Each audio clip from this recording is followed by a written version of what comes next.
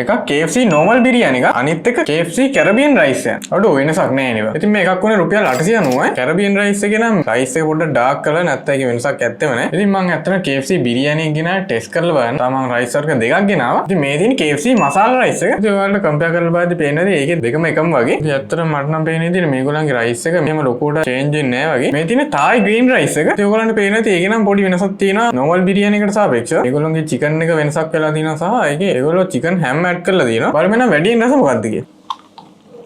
හරි දැන් මම Caribbean rice එකෙන් try කරා. ඒක ඇත්තටම සුපිරිම taste එකක් ආවා. මේ පට්ටම් flavorful. මම දෙන්න ඕන 10න් 8 පාව. හරි එතකොට මම KFC බිරියානියෙන් try කරා. ඒකේ taste එකට මට දෙන්න පුළුවන් 10න් 8ක්. මේ ඇත්තටම හොඳ taste එකක් එනවා. ඒගොල්ලන්ගේ gravy එකේම හොඳ taste එකක් තියෙනවා. ඒක නම් මට ලොකු taste එකක් මේ දැනුන්නේ නැහැ. ඇත්තටම බිරියානියත් එක්ක බලද්දි. එතකොට ඉතින් මම ඒකට දෙනවා 10න් 7.5. හරි දැන් මම මසාලා රයිස් එක try කරා. වෙනස් taste එකක් එන්නේ. ඉතින් මම මේකට දෙනවා 10න් 7.5.